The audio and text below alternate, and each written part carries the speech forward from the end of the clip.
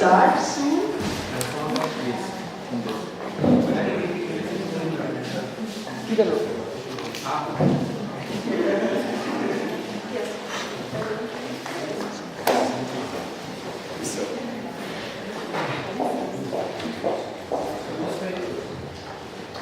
So, welcome to the second round of the day. Are you also looking so much forward to it as I hope so?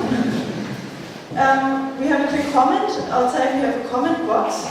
So you're welcome to write down your comments about the workshop, and we would love to hear your opinion about it. And you can put it outside in the box. So now we ask the question, what can we do? Here we will take a look at transition towns. Local communities which strive to be more sustainable. This is Matthias Wanner, and he is a member of the Transition Town Network, and he will give us some ideas on how we can implement the concept of sustainability in our everyday life. For more than 10 years, Matthias has been active in social and ecological projects. In 2009, he came across Transition Town movement and was deeply inspired by the integrated approach of inner and outer transformations of society. He graduated from university as a psychologist in 2013, and he finished a project on the local dimensions of peak oil in Münster, Westphalia, and started his job as a scientific assistant at Wuppertal Institute for Climate, Environment and Energy in September 2013. Yeah, thanks a lot for being here, and now we can start with our next part. Yeah, thank you so much for the introduction and for the invitation. I'm happy to be here and to talk to you about the transition town movement, or well, we normally cut the town out because it's about regions and cities and so as well, so we call it a transition movement. And I'm very happy to be with you for the next 1.5 to 2 hours and present to you a bit of the content, of the ideas behind this movement, and a bit of the spirit. And that's probably, the first thing you probably noticed when coming in back in here was the rearrangement of the chairs, and so that's already a very, very small part of how we try to engage local communities, how we try to connect people to each other and so on. Okay, I won't use the projector behind. I will try to prepare everything here on the tables. I hope you can see well. If not, please tell me, and I can write a bit bigger and so on. But much of what I will deliver to you will be spoken or interactively done, so you will be part of this whole thing, and so you won't have to look so much to the front anyway. So, what I'm going to present is a small introduction to what is this transition town movement ideas. Well, what's behind it, where did it start, who's behind it, where can we find it today on the map, and then afterwards I will invite you to join in to take a closer look at some very nice examples globally, to some nice examples of local engagement. And at the end we'll have a World Café talking about some small aspects. I will introduce this a bit later. Okay, before I do the introduction, the content, I'd love to do a very, very short visionary stretching with you, because the vision is very, very important for the Transition Town movement, and we have some very small games in our workshops and seminars, and I'd love to do this with you, with the whole group. So I very much invite you to stand up, get up, and find you a comfortable place where you can turn a bit without bring somebody else to the ground. So yeah, that would be very nice. Cool. Okay. So, and this stuff is done in 3 steps. First step goes like this. Okay, you find a comfortable position for you. So Put your feet to the ground, and stay with the feet like this, don't move them. And then you take your right arm, bring it to the front, and you point with your index finger to the front, and then you look straight above your index finger into, well, a point in nowhere, somewhere there. Okay. Fixate point somewhere in the depth of the room. Okay. And then you start to rotate very slowly to the right. Your feet stay where they are. And you rotate and rotate. And maybe at some point your hips and thighs don't move anymore, and you rotate with your chest more and more and more. And then with your arm, your feet stay where they are. And at some point you can't move any longer anymore. So you're stuck, and you fixate the point of your index finger. And remember where this point is. Okay, and then relax and come back to the front. Okay, second step. Second step is done completely without moving. So it's a complete imagination.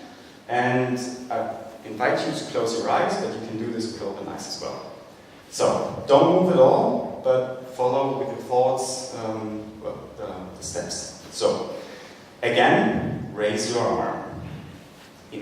Just imagine to raise your arm. And look over your index finger, and then imagine to turn right again. And you rotate and rotate, and then your hips can't rotate any longer. And at some point, your imagination reached this point where you couldn't move anymore, not beyond that point. But now you can. It feels a bit strange, but now your body is able to rotate 360 degrees. So you go beyond that point, and go on, and at some point you arrive in the front again. So you do a 360 degree turning in your imagination. Okay, and when you're back in here in the front, you can open your eyes again. And I will do third step. And this is done actively again, so please take your right arm once again. Fixate the point over your index finger, and then rotate again to the right.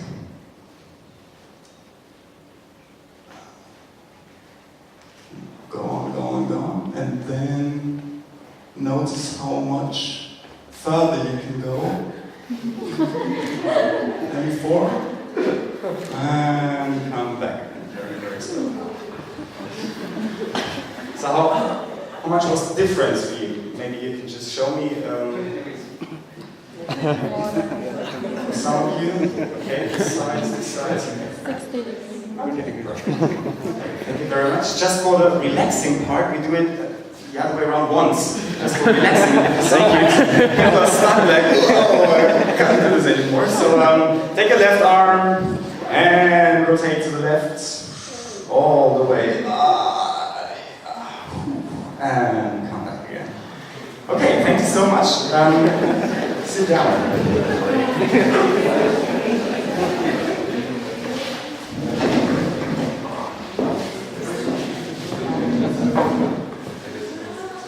So, what has that to do with transition movement? Do you have any ideas? Why do I like this small exercise, and especially with big groups? Any ideas, please?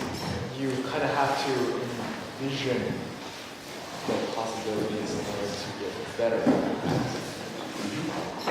Yeah, so you work with your visionary power. Yeah, that's one very good reason. Yeah. Different ones. We can go a little bit more from our limits. We see a limit, but then we see something else further, and then we do it again and we can go there. Yeah, another thing. Yeah, definitely. Yeah, please. I think the group has mentioned that everyone has the same cortex or the same brain, so the same brain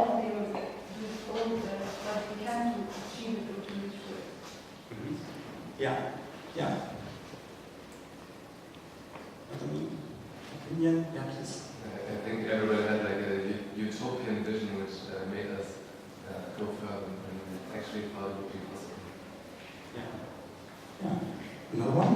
I have a question. What happened if before the first exercise we had the vision, and after we do this, we will reach the second position, or? That's a good question. I never tested it, so I don't know what point you would reach, what point exactly you would reach if you had the vision before. That's a very good question. Try. I was in the copy when you did the instructions, so I think I can answer you. He gave me vision, and I think I turned really to the maximum point that I could. No, I had vision in you. Wait, that answer. Yeah, just, I mean, for me, it doesn't really matter if this is a physiological thing that happens or if it's really about the vision. What I like, one thing I like most is the smile that puts it on your faces when you realize, wow, I can go beyond, I can go further. That's a really nice experience. And I love to do this with groups. It gives a whole group a very different kind of energy.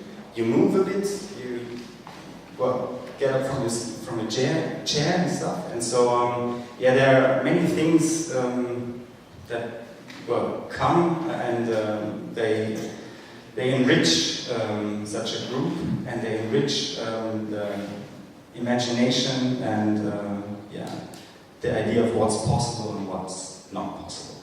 And in transition, we think many things are possible, and we just might have not found the right answers yet. So, I will give a short introduction on the transition town movement. I drew this very beautiful world map for you. I hope you can notice that this is the world. Even if New Zealand has gone and India grew a bit bigger and some other things are a bit different than normal, but anyway. So, transition town movement was actually a very local idea. It was never meant to be a global movement.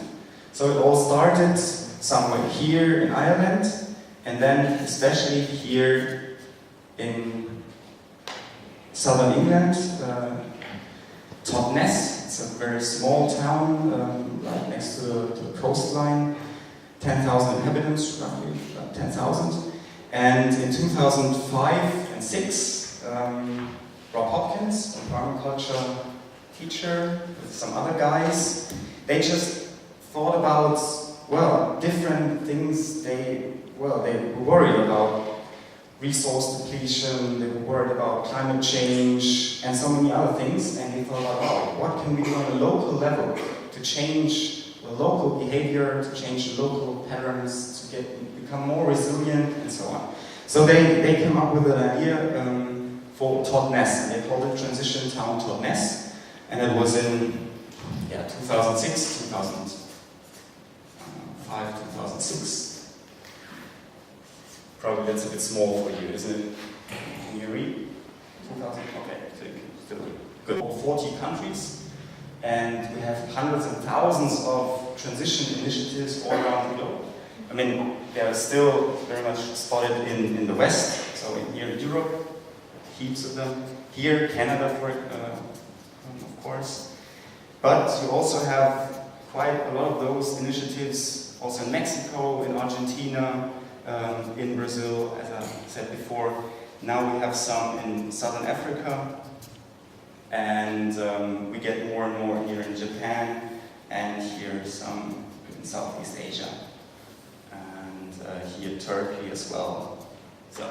So we more and more grow to a very global movement, and this is quite exciting because, as I said before, it was never meant to be a global movement. It was rather an idea of how could we do things. So by now,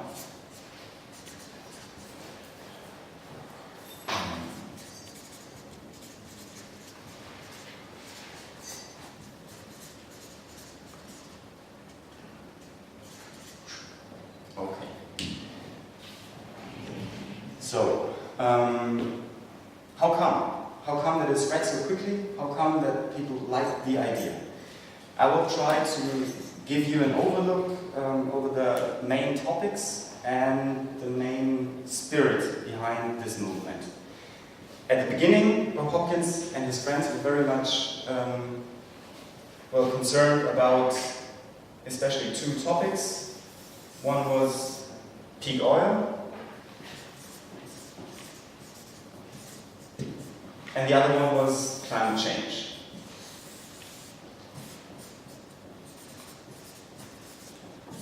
What's most important to us is to become more resilient. So resilience was at the beginning of this movement saying, okay, our regions and towns and cities are not resilient. We don't know where our food is coming if we don't have enough oil anymore. We don't know what's happening to our cities if climate change really kicks in. So we're not really resilient. We have to do something about this. So that was the main point about resilience. And from the beginning on, transition movement was very, very positive. They said, okay, this is not just a catastrophe, it's not, the future has the possibility to become better. We can have more, happier communities, we can have better air, we can have better food, we can have more social networks. So all this is a great chance for our local communities to evolve. So they said, okay, it's not just about resilience, it's very, very, very much about happy communities as well.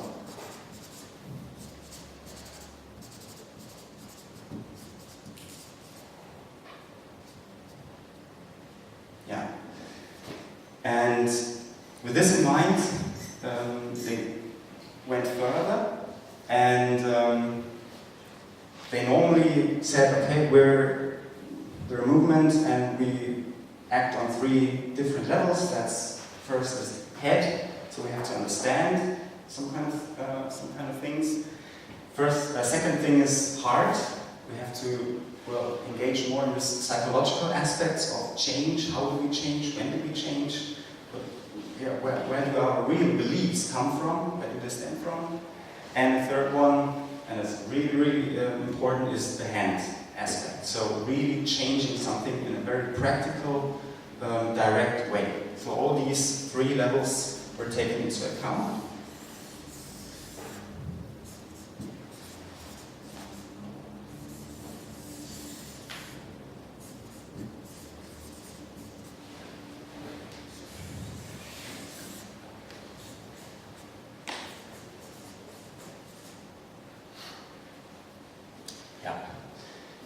And that's how they said, change can really happen if we take into account all these 3 levels and all these aspects.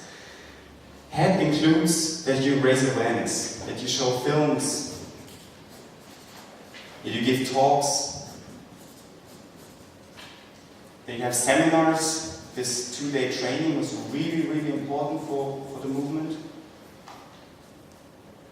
And so on, that you talk more about what's really happening when peak oil kicks in. I mean, here in Germany at least, the whole debate is really, really weak. We talk about climate change, and even this is somehow decreasing since 2007, but we nearly don't ever talk about peak oil. And Germany is heavily dependent on oil, and we import 98% of our oil.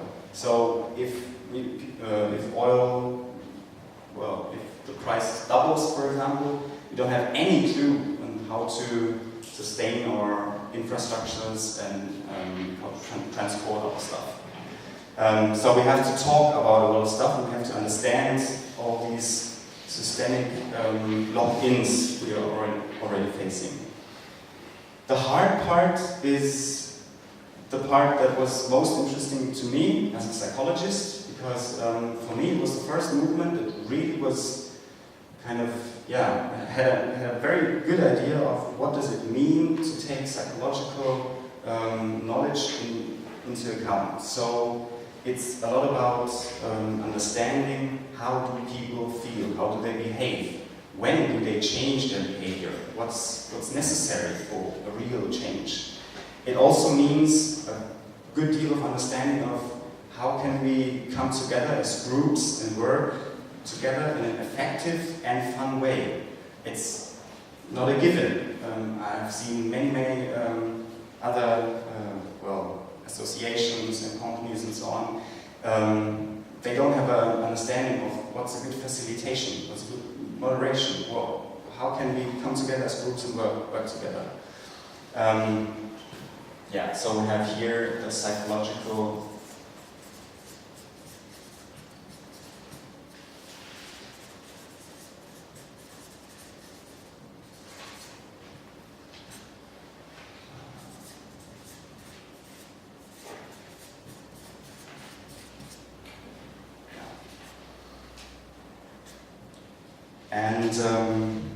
transition movement, especially in the seminars and workshops, is quite good in giving space to people to express their emotions, their feelings towards climate crisis, towards peak oil, towards so many things that, normally we get bombarded with news, and mostly they're not very happy news, and that does something to us. It's really important to give room, give the opportunity to talk about this as well, and then to transform all this into positive visions for the future.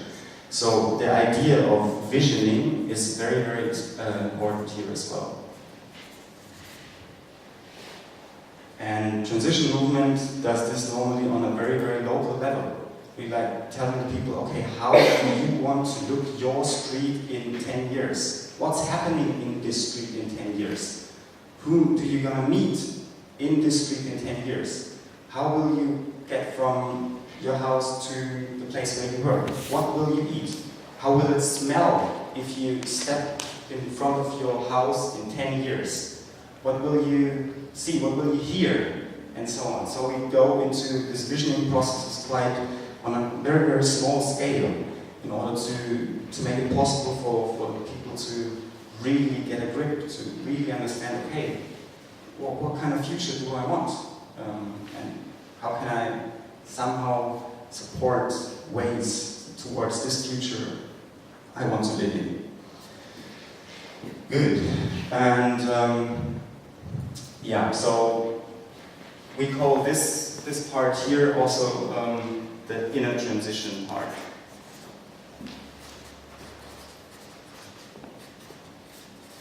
Because it's a lot about our underlying beliefs of the whole system as well, to look at them and see, okay, what do we think of this system, how does it work, and how can we change these underlying beliefs as well.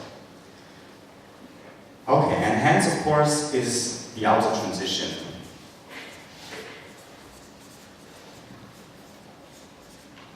So these are the real concrete projects done on a local level or on a regional level or wherever by people from the ground, maybe in connection with authorities or companies or whatever. Really local projects where you show, okay, a different world is possible. Maybe just on a very small scale, maybe just a small example, but you start doing something and you get out of maybe phlegmatic mood of, okay, we can't do anything anyway. So this hand component is really, really important just in order to make things happen. And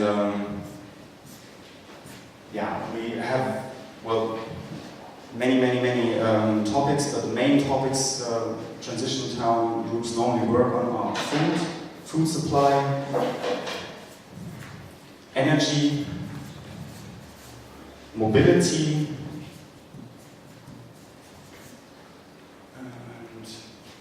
and normally, or very often, they also include alternatives of what's on the local economy.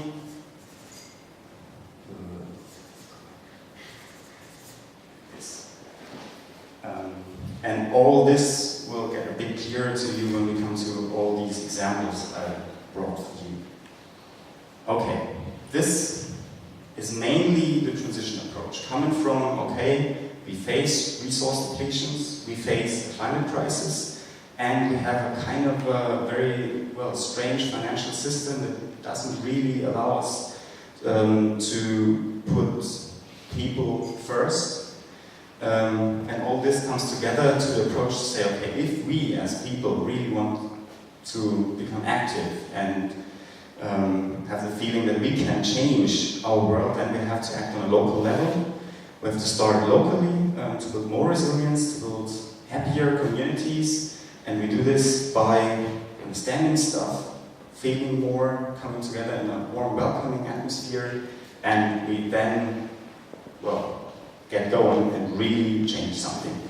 And all this is based on permaculture thinking. Permaculture comes from permanent agriculture in the beginning, in the 70s, 80s. And well, at the beginning it was rather meant to establish a new way of farming. But nowadays it's also used for creating social spaces, for creating, well, livable spaces for human beings. And there are three main principles in permaculture thinking, quite easy. The first one is care for the earth, second, care for the people, and third, fair share. And this is meant on a global level, saying, okay, we really have to care for this earth. It's our own, well, it's the only planet we have at the moment.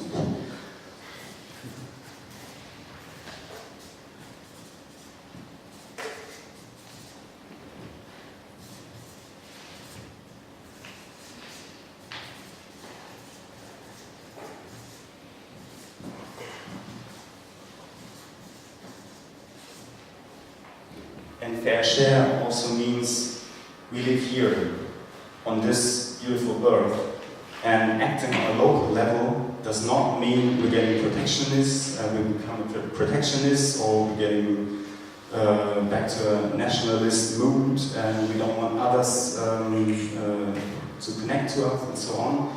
But it really means to evolve into a bigger understanding of our global family that we live in. And I think this connects very nicely to what we heard before in the presentation about the per capita budgets, these ideas of really taking everybody, every single human being on this planet as one being in our big family seriously, to take all these people seriously. That means fair share. And that also means that we, the Western part of the world, have to change probably more radically than others. Okay. So, this is mainly what transition is about. And in my opinion, it was very, very successful because all this is just a suggestion. It's what they said, okay, that worked for us, and it's a nice way to do things. It's more about the process, not so much about the content, and of course not about where it goes. So they always say, okay, transitioning is the way from A to C, and from Z to Z. There's a completely different story. We still have to find out how, well, we have to find our visions all together. Transition is not a top-down process done by some people who thought about a nice possible future, which now has to be implemented by you. It's a process from below, asking the people, where do you want to live? What's really important for you? Is it the money, or is it rather the family? And then bring all these people together with on these three levels in order to really make a change locally. And that's, in my opinion, the reason why it became so famous in very, very different parts, because people can connect to this kind of style of doing things. And for example, here in Brazil, they didn't really talk about peak oil so much, and they didn't talk about climate change so much, but they talked about social justice and violence and their food security and so on. So they brought in their topics, which are really important for them, and use the methods and use the visioning processes, and then get a lot of things going. And yeah, in my opinion, that's also why there's a lot of, well, still a lot of room for many more groups, initiatives, and so on. And the very, very interesting processes that happen is when all these grassroots movements from below meet interested authorities and stuff from, rather from the top. Then at this edge where something grows from below and sometimes the support comes from above, then very, very, very interesting initiatives happen. And that's, for example, the case at the moment in the UK, where transition movement has gotten so strong that many authorities said, wow, that's really interesting. Would you please show us how you engage the community and how you get things done? And I have, in my examples, come a bit later, small town from Italy, for example, as well. Very nice example of what happens when the authorities realize, wow, that's a very nice approach as well. So that was, yeah, I tried to do this handwriting. That's the first time, I must say. I've never done this in this style before. So I'm very much interested in if you have any more questions on the approach or any comments on this, because afterwards we'll go into detail into lots of projects and examples I brought for you. I have a comment about the structure. Yeah. We have like peak oil and climate change and financial economics, but there's a lot of countries that are facing problems with institution and political issues, which is the main obstacle to achieve all of your targets. So I think it's missing here to include such an aspect of political issues. An answer on different levels. First, this is the story of how did it evolve. So it's just, these are the topics the people in openness talked about, and these are the topics which are quite meaningful for the Western countries, for example. That doesn't mean that these have to be the topics you have to put first when you live in, I don't know, somewhere else. So you can change these topics in a way. And second thing is transition. Yeah, sometimes people say, okay, transition, it's the approach is not political enough, or it's not, they don't have the good answers for example, how to build good institutions and so on. And in my opinion, transition is just, it comes from a very, very different angle, from a different view. In my opinion, it rather comes from a psychological perspective. Okay, I take you as a person seriously. So you, as a human being, you have needs, you have fears, you have emotions, and you want to live well connected to others and so on. And I help you to understand yourself better and to connect to others on a social level. And then I give you the tools to, well, to get active, to get to know yourself better, and well, I help you, I empower you. And then when you connect to others and somehow build bigger associations, institutions and so on, you build something from the ground which looks differently, which looks very differently to what the institutions at the moment look like. And so, yeah, somehow it doesn't fit to, it might not fit to the structure which is given on a national level or a regional level or whatever. But that doesn't really mean that that doesn't work. It works on a different level. Is this somehow an answer? Yeah, sure, but I think it's, as you said, on specific levels, because other countries it's not applicable. Because some countries, the political issues and institutions are handed the cloth or handed to, it's like an obstacle to achieve your goals. I don't know, this is what I think, maybe I'm wrong. No, I mean, I don't have an answer for that. I mean, it's just it's about process, it's a suggestion, and of course, sometimes it's harder and sometimes it's easier. Yeah, but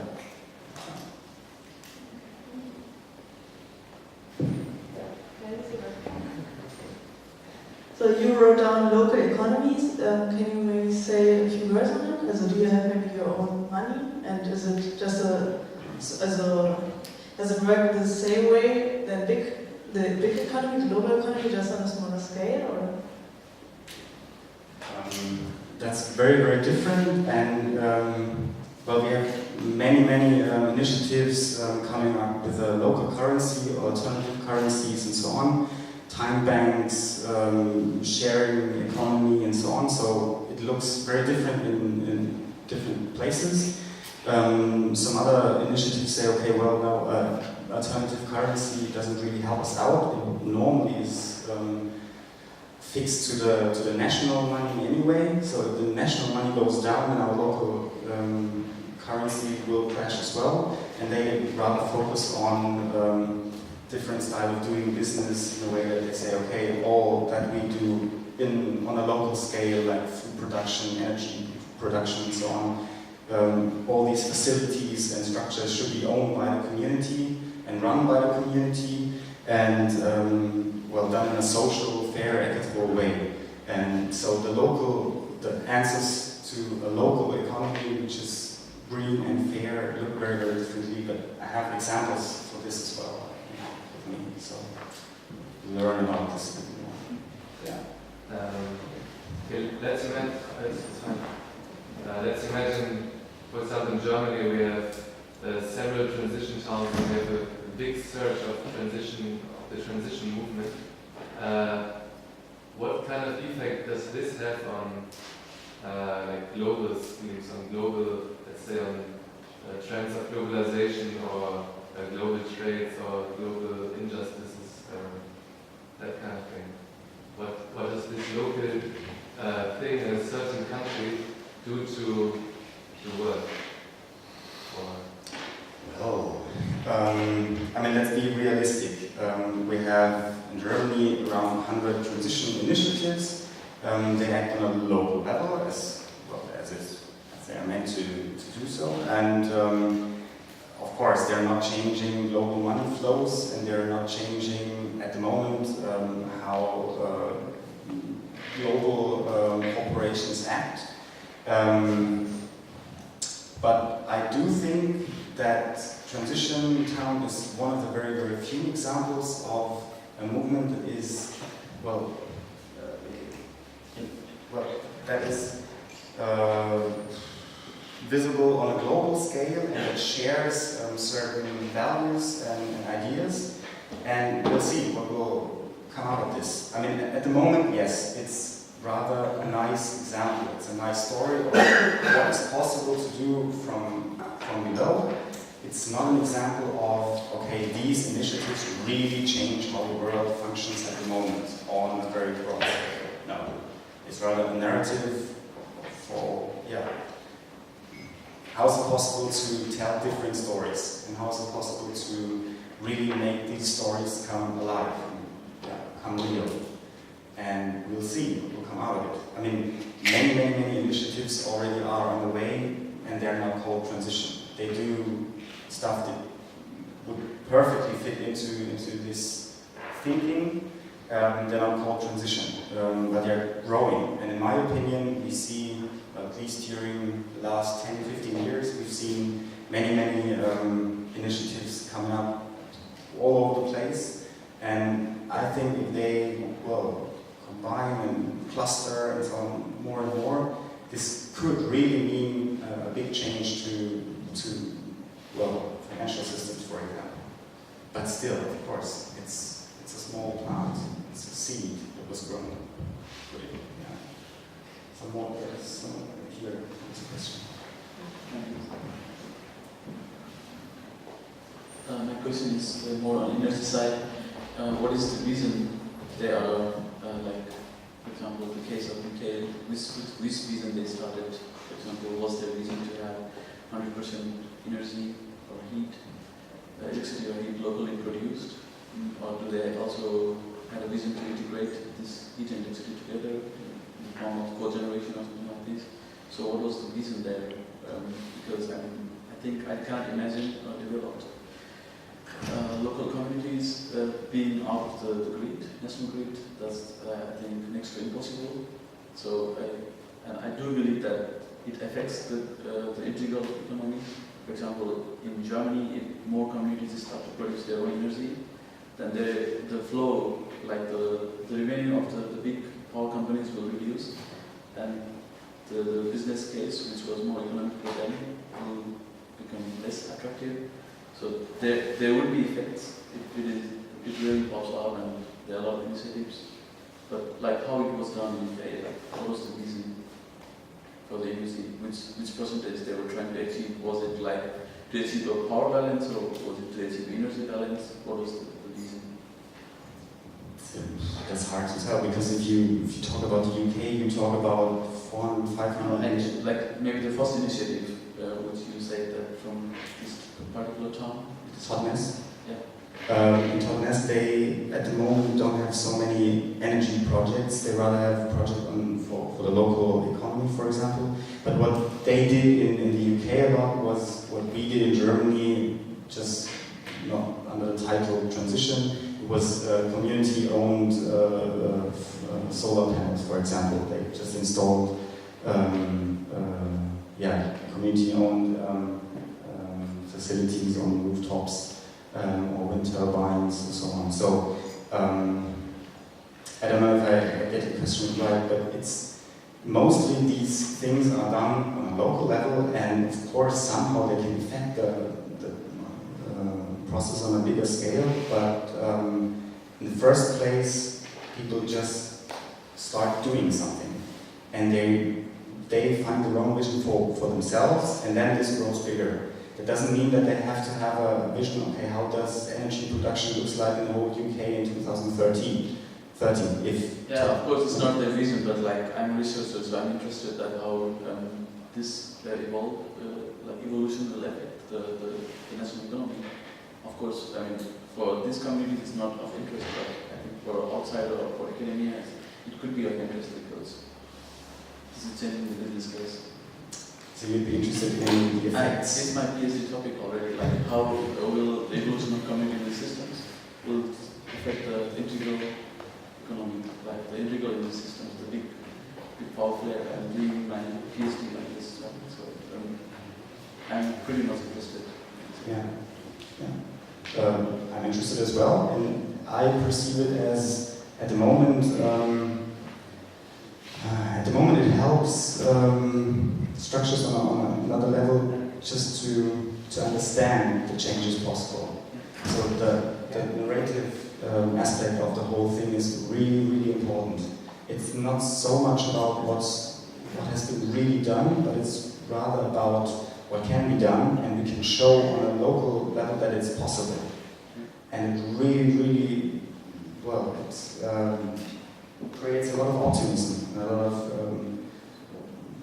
powerful for change.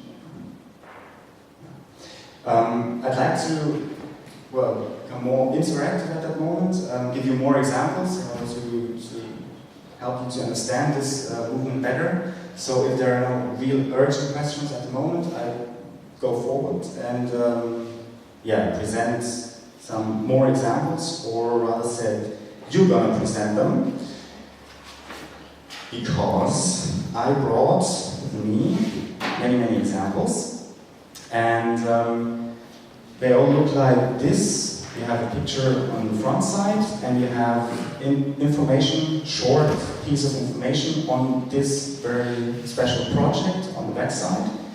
And every one of you is going to get one of these papers, and you have a couple of minutes to read the information, to have a look at the pictures, and then you'll mingle. So you just walk around and find somebody else who has a project as well, and you tell the other person about your project, or the one you read. And the other person is going to tell about her or his project.